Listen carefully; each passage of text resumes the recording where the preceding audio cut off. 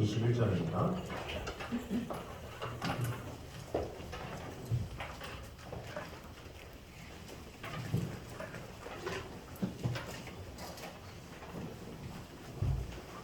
잠언 21장 8절에서 13절까지 말씀입니다.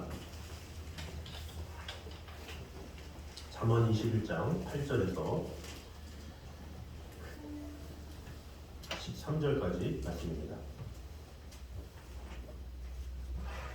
교독하도록 하겠습니다. 죄를 크게 범한 자의 길은 심히 구부러지고 깨끗한 자의 길은 곧으니라. 같은 여인과 함께 큰 집에서 사는 것보다 음모에서 사는 것이 나으니라. 악인의 마음은 남의 재앙을 원하나니 그 이웃도 그 앞에서 은혜를 입지 못하느니라.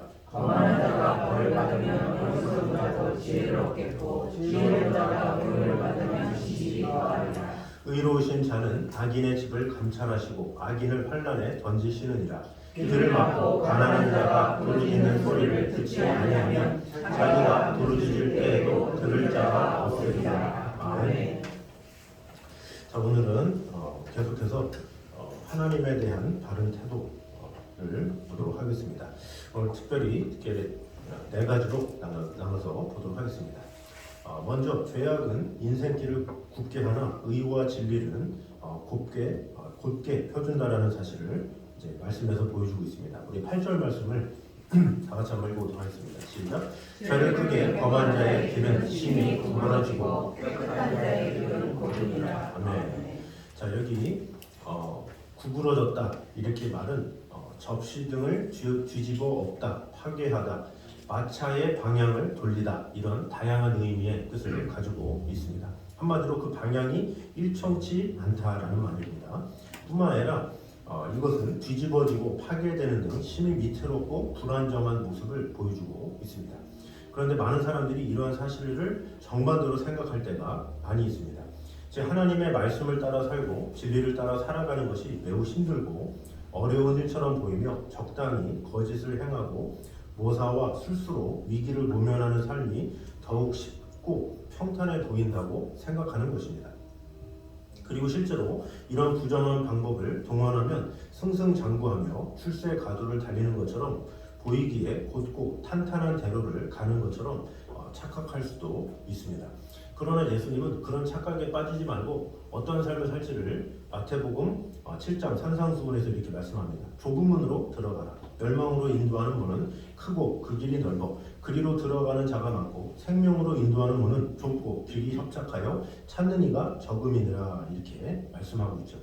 즉 넓어 보이고 탄탄해 보이고 곱게 보이는 길이 오히려 그 인생을 패망으로 몰아넣는 지름길이다라는 것입니다.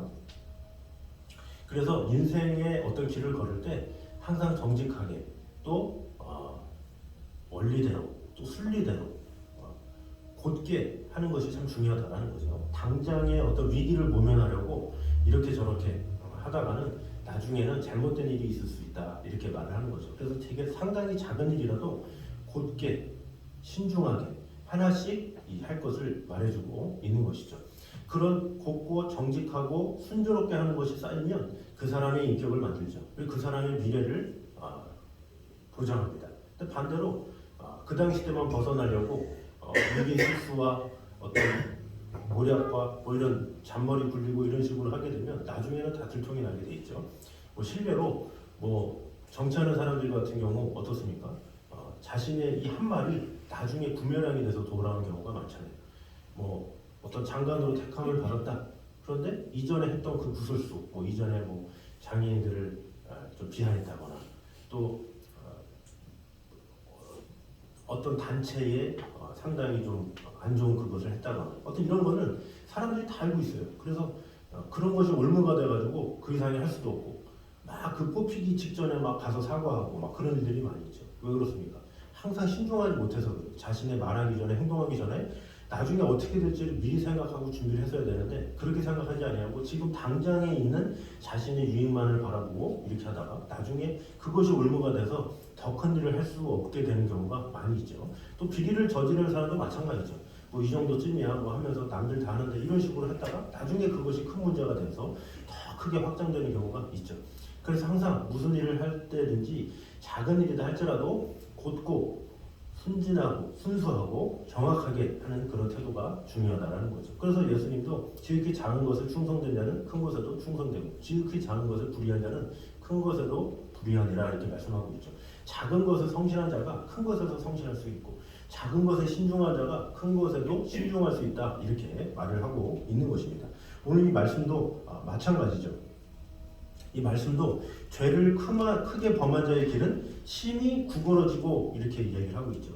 그것을 해결하지 못하고 그것을 계속 확장시키는 그런 자들이 있죠. 그러지 말고 신중하게 하면서 그 일은 또 그 상황은 확실하게 처리해서 완벽하게 누가 봐도 이렇게 그것이 나중에 올무가 되지 않도록 완벽하게 처리해라 이렇게 말을 하고 있는 것이죠. 그래서 우리의 삶 하루하루 한 날 한 날도 어떤 지나온 날에 후회함이 없도록 또 누가 봐도 책잡을 일이 없도록 마음을 다해서 정성스럽게 하는 것 그것이 참 중요하다라는 것입니다. 그러므로 육신의 눈으로 볼 때는 그렇게도 곱고 탄탄대로처럼 보이던 그런 죄의 길이 그 자신의 인생을 사정없이 흔들어 놓기도 하고 또 최후의 잘못된 결과를 맞게 된다는 사실을 우리가 분명히 알아서 어떤 것이든지 지금 당장의 어떤 위기인 것 같고 그럴 때 그저 솔직하게 인정하고 확실하게 해결하고 나아가는 것 그것이 필요하다는 거죠. 어떤 상황에서도 어떤 작은 것이라도 신중하게 잘 해결함으로 말미암아 앞으로의 모든 일이 하나님 앞에 그런 평탄함을 누리기 부족함이 없는 저희 되시기를 주님 이름으로 축원합니다. 자, 두 번째는 가정의 행복은 화려한 외적 조건이 아니라 배우자의 인격과 성품에 달려있음을 또 보여주고 있습니다. 우리 9절 말씀 다 같이 한번 보도록 하겠습니다. 9절 말씀 시작. 다투는 여인과 함께 큰 집에서 사는 것보다 움막에서 사는 것이 나으니라. 아멘. 자, 여기 보니까 움막이라고 나오는데 이것은 지붕의 한쪽 구석을 뜻하는 말이죠. 그래서 공동 번역은 이것을 다락 한 구석 이렇게 번역하고 있습니다. 오늘 본문은 성질이 고약하고 틈만 나면 다투고 분쟁을 일으키는 성숙하지 못한 여인과 함께 큰 집에서 살기보다는 차라리 지붕 및 다락에서 혼자 사는 것이 더 편하고 행복할 것이다 이렇게 말을 하고 있는 것이죠. 그래서 많은 사람들이 가정의 행복을 물질의 풍족이라고 생각하는데 그런 생각이 잘못됐다.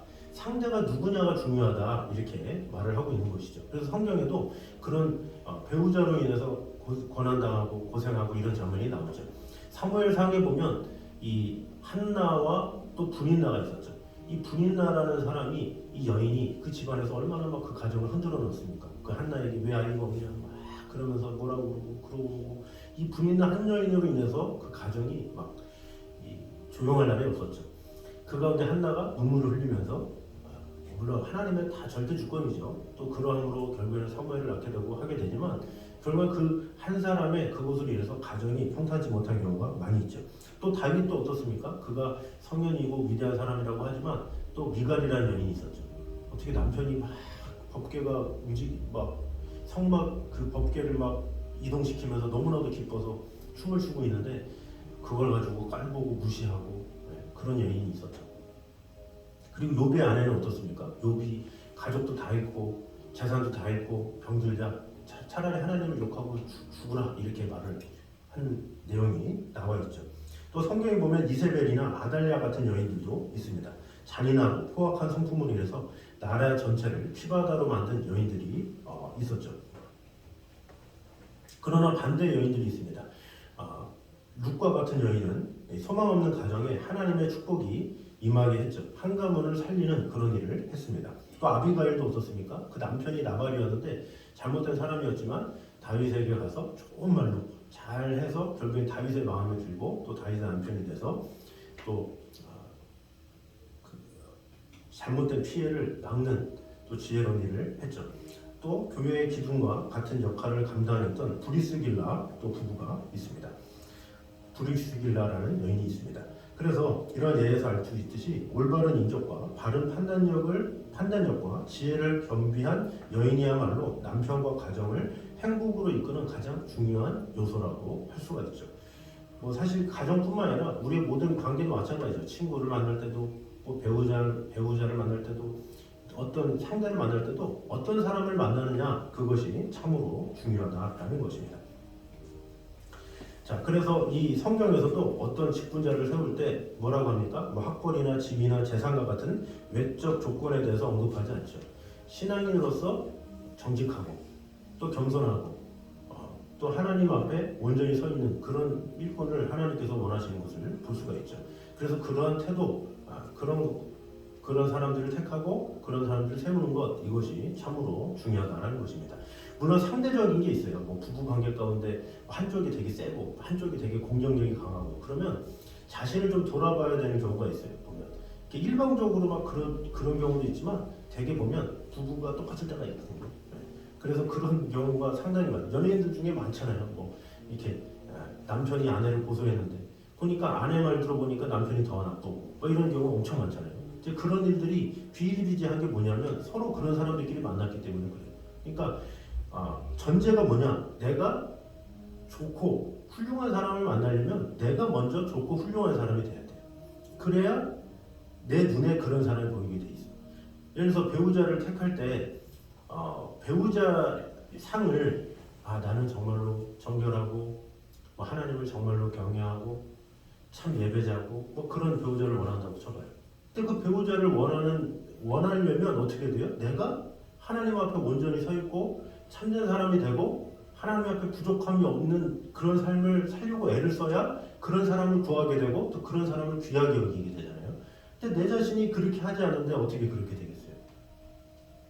뭐 되게 이렇게 교회에서도 그런 경우가 있어요. 내 자녀의 배우자가 되게 믿음이 좋고 뭐 이런 누군가를 만났으면 좋겠으면 어떻게 해야 돼요? 내 자녀가 그런 자녀가 되어야 돼요. 그래야 그런 서로 이렇게 눈에 맞아서 이렇게 하지. 내 자녀는 전혀 그런 삶을 살지 않은데 또 그렇지 않은 또 이렇게 주님을 경외하고 이런 자녀가 온다는 것이 쉽지가 않죠. 그래서 먼저 내 자신이 준비되어져야 되는 것이 우선순위다라는 거죠. 이 사람들은 되게 잘못되는 경우가 있어요. 내가 하나님 앞에 온전하지 못하면서 상대가 온전하길 바라는. 그러면 안 되잖아요. 이것을 어떻게 보면 좀 속이 보이고 잘못된 거죠. 그래서 어떤 젊은이든지 누구든지 내가 좋은 친구를 좀 사귀었으면 좋겠는데 그러면 내가 좋은 친구가 돼야 돼. 먼저 내가 좋은 친구가 되려고 노력하고 내가 좋은 친구의 조건인지를 늘 부단히 노력하는 사람에게는 좋은 친구가 나타나요. 왜? 그렇게 노력했고 마음을 다했기 때문에 그런 친구가 좋아 보이고 그런 친구가 사귀고 싶어지고 또 상대도 그런 친구이기 때문에 나를 좋아하고 서로 친구가 되는 거죠.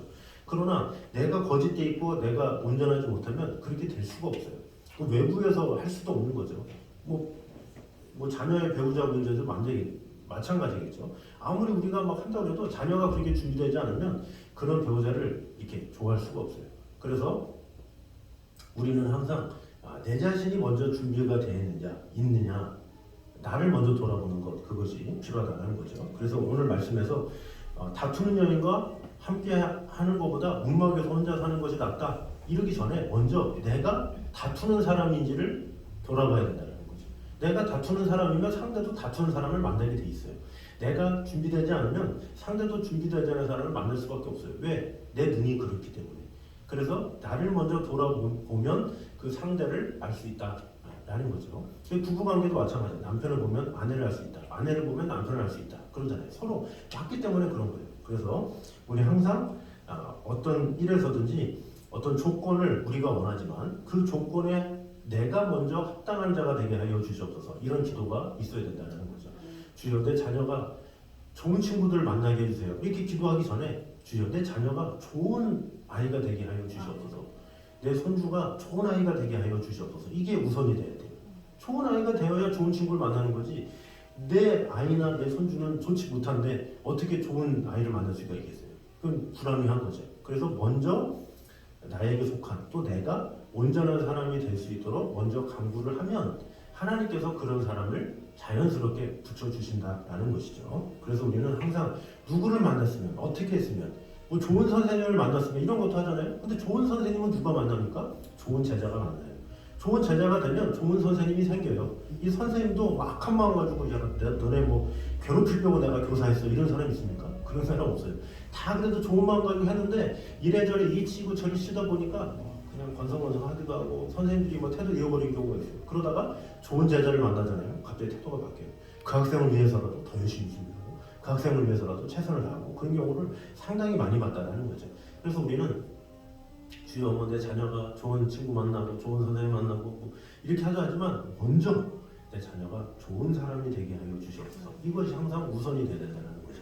주여 내가 사는 동안에 어떤 사람을 만나게 해주세요 하기 전에 주여 내가 먼저 다른 사람들이 만나기를 좋아하는 사람이 되게 하여 주시옵소서 이렇게 간구하는 것이 필요하다는 것입니다. 그러므로 우리는 상대를 외적 조건으로 뭔가 살피기 전에 나 자신을 먼저 잘 살펴서 내가 준비된 사람인지 내가 정말로 하나님 보시기 부족함이 없는 사람인지 또 내 자녀가 그런 자녀로 세워져 가고 있는지 그것을 잘 돌아봄으로 말미암아 내가 믿음으로 살아가면서 믿음으로 있는 사람을 원해야지 내가 믿음으로 하지 못하면서 뭔가 더 좋은 것을 원한다? 있을 수 없다는 거죠. 그래서 내가 먼저 바른 인격과 성품을 가지고 내 자녀가 먼저 바른 인격과 성품을 가질 수 있도록 늘 기도하며 마음을 다하는 저희 되시기를 주님의 이름으로 축원합니다. 자, 세 번째는 죄악에 대한 하나님의 징계는 세상을 구원하시려는 자비의 손길임을 보여주고 있습니다. 11절 말씀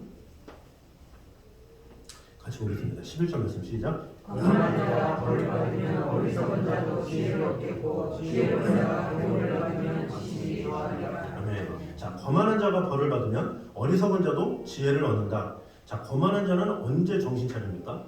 좀 다치면 정신 차려요. 이 사람이 좀 고통이 찾아오고 어려움이 찾아오면 사람이 정신을 확 차리는 경우가 있어요. 평소 때는 몰라요. 뭐 이러다 저러다 막 이렇게 하지만 막상 어려움이 닥치고 고난이 닥치고 힘듦이 닥치면 그제서야 자신을 돌아보는 것이 인간이에요. 그래서 항상 지혜로운 사람들은 몸을 사리죠. 몸을 사려요. 보통 이렇게 군대 가서도 병사들이 우통 벗고 구보하고 막 그래요. 뭐 이제 간부가 시켜서 이제 그러기도 하지만 또 어떤 데는 되게 잔인하게 옷 벗고 막 얼음물에 들어가라 막 그러거든요. 근데 그럴 때 부대에서 저희 고참들이 항상 하던 얘기가 있어요. 그럼 뭐라 그럽니까? 어디 한 명 한번 부러지거나 한번 얼어가지고 동사 한번 나야 정신 차리지 이런 말들을 하거든요. 그게 뭐예요?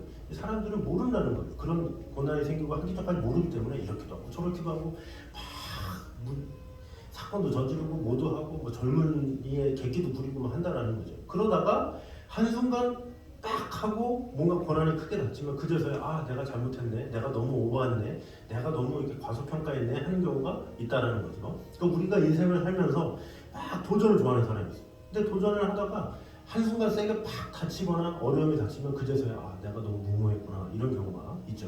악인들도 마찬가지예요. 악인은 언제 정신 차리느냐? 웬만해서는 정신 못 차리죠. 엄청난 재앙, 큰 사고 사건이 일어나야 정신을 차려요. 하나님은 그걸 아시죠. 그래서 하나님께서도 보면 이 거만한 자들과 벌을 받으면 어리석은 자는 경성하겠고 지혜로운 자는 교훈을 받으면 더하리라 이렇게 말을 하고 있는데 이 거만한 자는 비웃거나 조롱하는 자를 말하죠. 자, 하나님께서 바로 왕을 어땠습니까? 바로 왕이 얼마나 교만했습니까? 내 백성을 보내달라 모세가 요구했을 때 콧방귀 꼈죠. 그런데 나중에 어떻게 돼요? 마지막 장자 죽음의 재앙. 그곳이 맞아 떠나라 뭐예요? 그때 돌아온 거예요. 자기가 교만했던 거, 자신이 잘못했던 거 그런 것이 돌아오게 된 거죠. 자기의 자식이 죽고 나니까 그제서야 정신을 차렸다라는 거죠. 따라서 이 악인들은 언제 정신을 차리느냐? 뭔가 징계가 있고 심판이 있고 그제서야 자신을 보는 경우가 있다라는 거죠. 그래서 하나님은 그들을 심판하신 경우가 있다라는 거죠. 그래서 어떤 사람들은 그래요. 하나님이 너무 구약시대 하나님은 너무 그렇다. 어떻게 하나님을 모른다고 그 이방인들을 다 쳐버리고 다 멸망시키고 막 그렇게 하나 막 이렇게 하는 경우도 있지만 그러나 우선 우리가 두 가지로 해석할 수가 있어요. 하나는 뭐냐면 하나님의 절대 주권이에요. 하나님이 하시는 것에 대해서 막 트지 잡고 어떻게 그럴 수가 있어? 그것 자체가 어떻게 보면 죄인 거예요. 하나님이 하시는 것에 대해서 우리가 이것은 옳고 이것은 그르고 이렇게 말할 자격이 없어요. 우리는. 왜? 우리는 하나님의 지으심을 받고 하나님의 뜻 가운데 있는 하나님의 형상대로 부르심을 입은 자들이기 때문에 하나님의 일하심에 대해서 토를 달 수가 없는 거예요. 어떻게 보면. 그냥 우리는 하나님의 절대 주권이요 이렇게 하면 되는 거예요. 그래서 하나님께서 왜 저 악한 자들을 그대로 놔두셨다가 뭐 하셔도 될 텐데 왜 굳이 막 징계하시고 죽이시고 막 심판하시고 하실까? 근데 이런 것에 대해서도 우리는 그저 하나님의 절대 주권이구나 이렇게 할 수가 있고, 또 하나는 그런 심판이 있을 때 어때야 돼요? 심판이 있을 때야말로 자신을 근신하게 되고 또 자중하게 되고 또 그 가운데 하나님의 목적을 깨달을 수 있게 되는 경우가 있기 때문에 그렇죠. 그러니까 하나님께서 다 뜻이 있기 때문에 이렇게 하시는 것이지, 우리는 당장 보이는 상황만 가지고 어떻게 굴 수가 있어?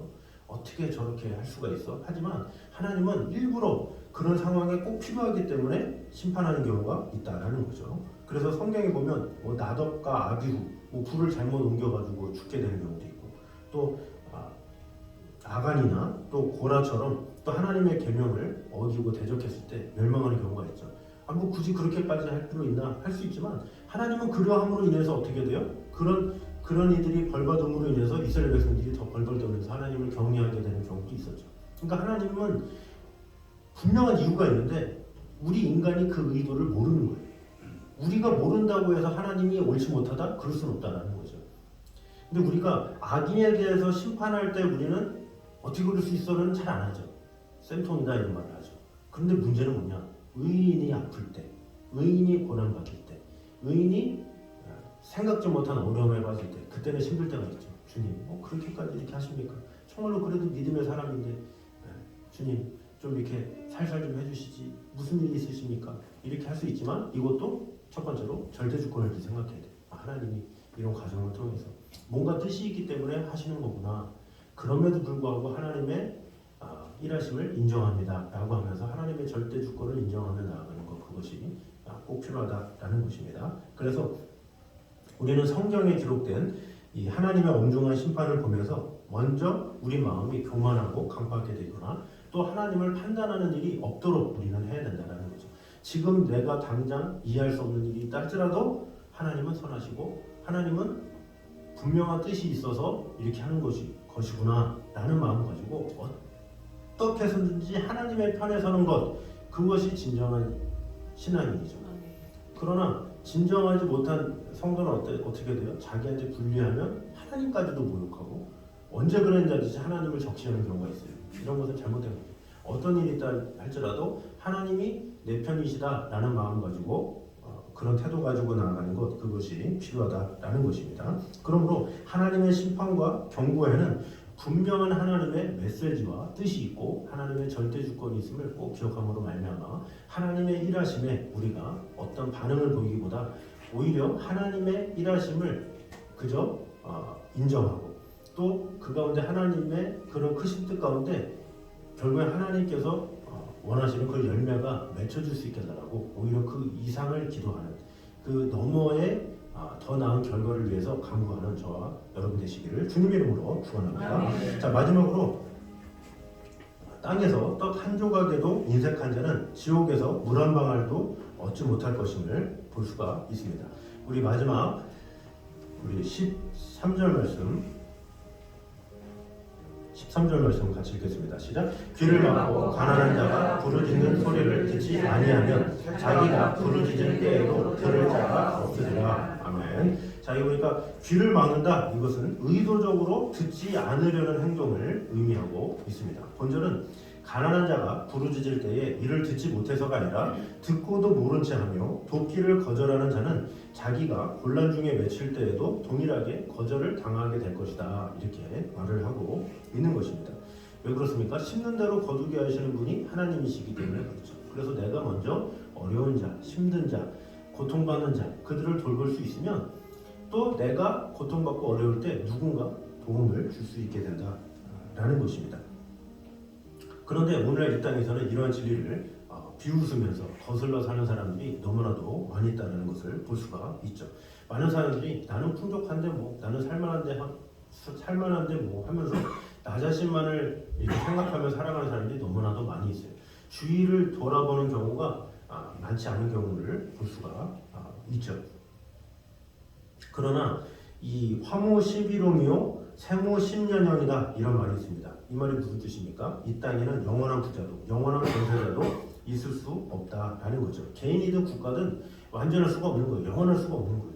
내가 지금 편하다고 해서 항상 편할 수 있습니까? 나도 가난할 수 있고 또 내가 항상 가난할 수 있으니까 또 부하게 될 수도 있고 사람마다 다른 거예요. 언제 어느 때 내가 어떤 상황에 처할지 모르기 때문에 우리는 주위에 귀를 기울이고 선행을 베풀 수 있는데 선행을 베풀고 덕을 세울 수 있을 때 덕을 세우는 것, 그런 태도가 필요하다라는 것입니다.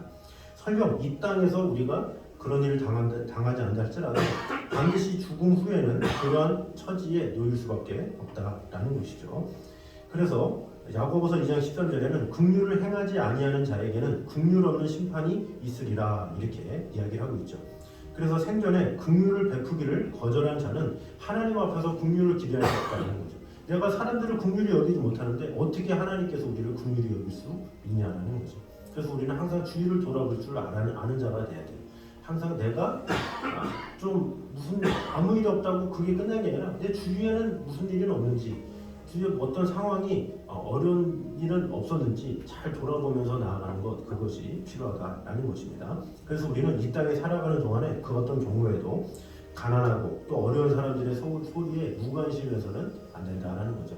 더군다나 믿는 사람들은 우리의 선교지까지도 혹시나 어려움이 있는지 그런 소식이 있으면 같이 기도하고 같이 협력하고 같이 마음을 다하고 이것이 필요하다라는 것입니다. 그래서 마지막 심판 때에 가난하고 소외된 자를 돌본 것, 그리고 하나님의 사람들을 돕고 협력한 것을 하나님은 결코 잊지 않으시고 우리에게 은혜를 주신다라는 것을 꼭 기억함으로 말미암아 우리가 살아가는 동안에 내 자신이 아니라 주위를 잘 돌아보면서 주위에 덕을 세우며 주위에게 하나님의 사랑과 은혜를 나타내는 저희들 되시기를 주님의 이름으로 축원합니다. 기도하겠습니다. 자녀들이 감사합니다. 우리와 언제나 함께 하시는 주님, 지켜주시는 주님, 우리의 인생의 길에 있어서 상당히 작은 일이다 할지라도 정직하게 신중하게 온전히 행할 수 있는 그런 자가 되게 하여 주시옵소서. 좁은 길로 들어가며 아버지 하나님께서 주신 그 뜻대로 하루하루를 믿음으로 살아가기에 부족함이 없도록 주님 함께 하여 주시옵소서. 또한 가정의 행복은 상대의 인격과 성품에 달려있다라고 하였는데 그 전에 우리가 봐야 할 것은 나의 인격과 성품이 얼마나 주님을 닮아 있는가를 가가 중요한 것임을 오늘 보게 되었습니다. 내가 먼저 하나님 앞에 온전히 세워지는 자가 되기 원합니다. 내 사랑하는 자녀가 먼저 하나님의 사람으로 세워지기 원합니다. 내 손주들이 그런 자들이 되기 원합니다. 그렇게 준비가 되어야 또 그런 상대를 만날 수 있음을 우리가 보게 되었습니다. 먼저 우리 각자 스스로가 온전하게 잘 준비가 되어서 그런 준비된 자들의 교제를 통하여 놀라운 하나님의 축복과 은혜가 임할 수 있도록 주님 함께하여 주시옵소서. 또한 죄악에 대한 하나님의 징계는 세상을 구원하시려는 자비의 손길임을 꼭 기억함으로 말미암아 하나님의 일하심에 대해서 우리가 판단하거나 그것에 대해서 하나님을 측정하거나 하는 것이 아니라 오직 하나님의 절대 주권에 맡기며 하나님의 일하심에 모든 것을 맡기며 하나님의 선하신 가운데 온전히 거하며 나아가는 성도들 되게 하여 주시옵소서. 또한 나 자신을 돌아볼 뿐만 아니라 우리 이웃을 먼저 돌아볼 수 있는 자가 되어서 더 넓게 우리에게 속한 모든 선교지에 모든 어려움이 있다면 우리가 그들을 잘 돌보게 됨으로 말미암아 우리가 마음을 다해서 우리 주위를 잘 돌볼 때 또 하나님께서 우리를 칭찬해 주실 것을 믿고 나 자신의 풍요와 안전을 위해서 사는 것이 아니라 우리 주위의 영혼들이 하나님을 경외할 수 있도록 또 어려움에 처했으면 우리가 더욱더 사랑을 베풀도록 마음을 다하는 성도들 되게 하여 주시옵소서. 우리 또한 하나님의 심판대 앞에 설 수 있는 자임을 꼭 기억함으로 말미암아 우리가 이 세상을 살아가는 동안에 이웃을 먼저 온전히 긍휼히 행할 수 있는 자가 되어서 하나님의 긍휼함을 온전히 입는 우리들 될 수 있도록 축복해 주시고 함께하여 주시옵소서. 이제는 우리 주 예수 그리스도의 은혜와 아버지 하나님의 무한하신 사랑과 성령님의 교통하심이 늘 하나님의 크신 뜻 가운데 살아가길 원하는 이 자리에 있는 모든 성도들 위해 이후부터까지 함께 있기를 간절히 축원하옵나이다. 아멘.